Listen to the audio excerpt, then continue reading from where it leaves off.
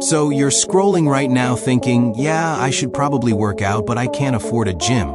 I'm too out of shape to even start, and honestly, I don't even know where to begin. Cool, I had the same excuse.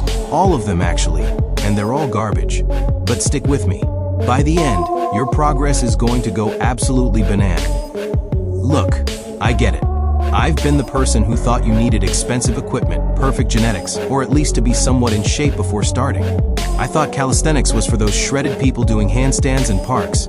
But here's what changed everything. I realized being out of shape isn't a barrier. It's actually the perfect starting point because calisthenics scales to your level. And the best part, it costs literally nothing. So here's what you're getting in this video. First, what music you actually need to start and the training structure that works. Second, how to progress without spinning your wheels. Third, music, the nutrition and recovery basics that make or break your results. And finally, a simple checklist that you can follow today. No membership, no fancy equipment, no excuses, music left. And stick around because Timeline is hooking you up with something at the end. Let's go. First, let's kill the money excuse. If you thought you'd need industrial machines, complex gear, or engine parts from a Jeep, you're wrong. The reality is much more boring, in a good way. All you need is a chair, a bar, and the ground. That's it. A door frame bar works great. A pull-up bar at a park, even better. But even if you don't have one, you can improvise. A sturdy table, rope, even a goalpost. There are YouTube tutorials on how to set this up. So, if you're looking for excuses, you've run out. Now, about the workout. No, doing 100 push-ups daily isn't a calisthenics program. You need full body training, ideally spread across 3 days a week. Start with the basics. Push-ups to hit chest, shoulders, and triceps. Pull, rows or pull-ups for back and biceps. Legs, squats, lunges, and other variations for quads, hamstrings, and calves. Core, planks, leg raises, and crunches. This method is called PPL, push-pull legs. Later on, you can switch to other splits like upper-lower or bro splits. But for now, this structure will get you moving. Start training 3 to 4 times a week. Later, you can move up to 4 to 6. Don't go too hard too fast. Now, about volume. How many sets should you actually do? Large muscle groups, chest, back, legs, start with 6 to 8 sets per week. Then build to 14 to 18. Smaller music muscles, shoulders, biceps, triceps, and core. Start with 4 to 6, then build up to 8 to 12. Here's the key. Compound movements like push-ups hit multiple muscles at once.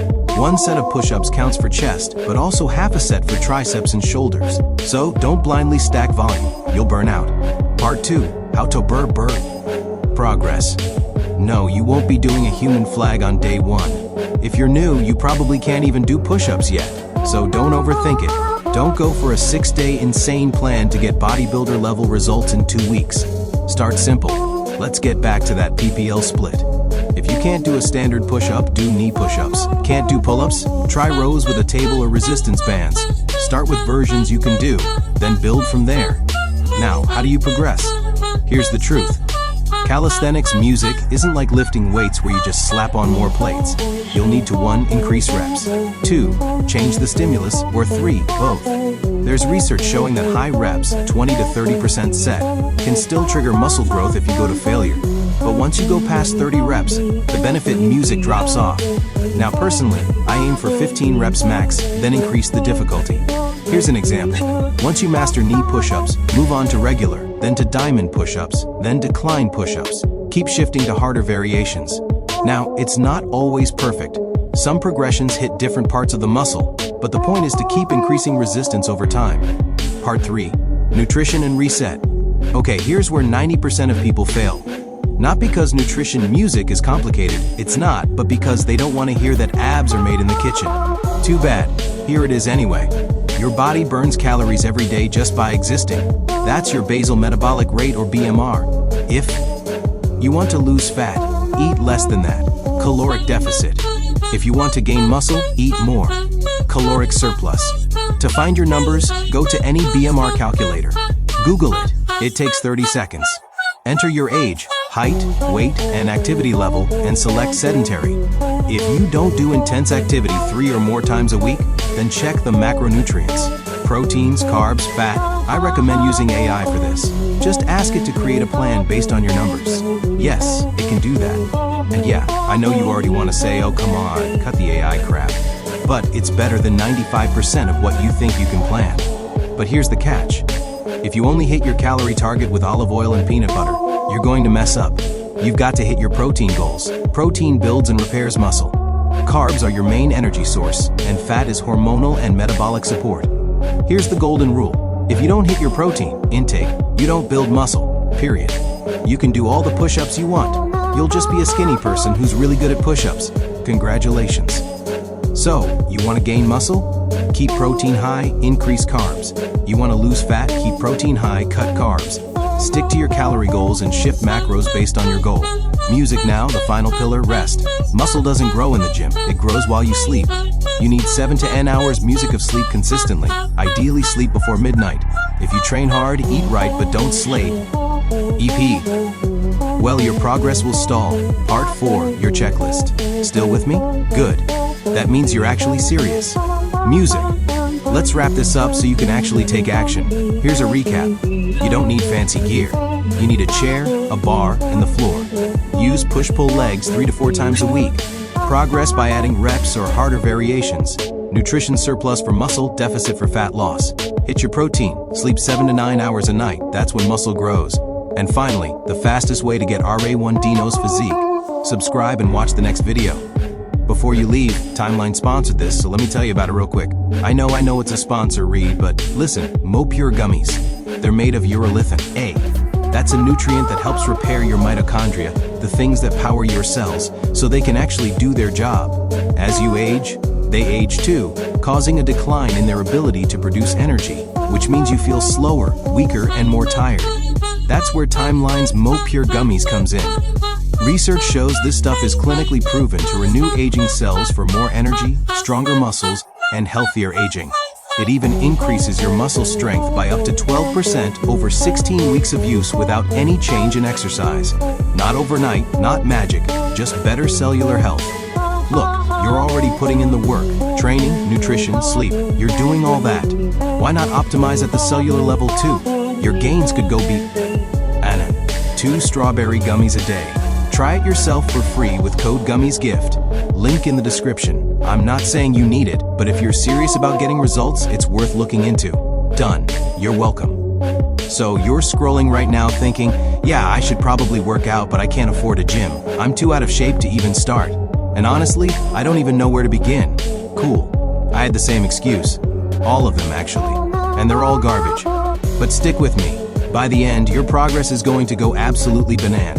Look, I get it. I've been the person who thought you needed expensive equipment, perfect genetics, or at least to be somewhat in shape before starting. I thought calisthenics was for those shredded people doing handstands and park tricks while looking like superheroes. But here's what changed everything for me. I realized being out of shape isn't a barrier. It's actually the perfect starting point, because calisthenics scales to your level. And the best part? It costs literally nothing. So, here's what you're getting in this video. First, what you actually need to start and the training structure that works. Second, how to progress without spinning your wheels or hurting yourself. Third, the nutrition and recovery basics that make or break your results. And finally, a simple checklist that you can follow today. No membership, no fancy equipment, no excuses left. And stick around because Timeline is hooking you up, something special at the end. Let's go. If you thought you'd need industrial machines, complex gear, or engine parts from a Jeep, you're wrong. The reality is much more boring. But boring in a good way. All you need is a chair, a bar, and the ground. That's literally it. A door frame pull-up bar works great. A park bar is even better. But even if you don't have access, you can improvise. A sturdy table, rope, even a goalpost works. There are tutorials on YouTube showing exactly how to set it up safely. So, if you're looking for excuses, consider this your official expiration notice.br. Ow, about the workout. No, doing 100 push-ups daily isn't a calisthenics program. You need full body training, ideally spread across 3 days a week. Start with the basics, push-ups to hit chest, shoulders, and triceps, rows or pull-ups for back and biceps, squats, lunges, and variations for quads, hamstrings, and calves, and planks, leg raises, and crunches for your core. This method is called PPL, push-pull legs. Later on, you can switch to other splits like upper-lower or more advanced variations. But for now, this will get you moving and building a base. Start training 3 to 4 times a week, then gradually move up to 4 to 6. Don't go too hard too fast. Consistency beats intensity when you're starting. Br. How many sets should you actually do? For large muscle groups like chest, back, and legs, start with 6 to 8 sets per week and gradually build to 14 to 18. For smaller muscles, bar. Shoulders, biceps, triceps, and core, start with 4 to 6, then work up to 8 to 12. Compound movements like push-ups hit multiple muscles at once. One set counts for chest, but also partially for triceps and shoulders. Don't blindly stack volume, burnout is real. No, you won't be doing a human flag on day 1. If you're new, you might not even manage a standard push-up. Don't overthink it. Forget those 6-day insane plans promising superhero results in 2 weeks. Start simple. Can't do a push-up? Start with knee push-ups. Can't do pull-ups? Try rows under a table or use resistance bands. The key is to start with a version you can do, master it, then build from there. Progression in calisthenics isn't like slapping more plates on a barbell. You need to either increase reps, change the stimulus, or both. Research shows high reps can still trigger muscle growth if taken to failure, but past 30 reps, benefits drop. Personally, I aim for a 15-rep max, then increase difficulty. Once you master knee push-ups, move to regular, then diamond, then decline. Keep increasing resistance over time. Here's where 90% of beginners fail. Nutrition isn't complicated, but it's ignored. Abs are made in the kitchen whether you like it or not. Your body burns calories every day just by existing.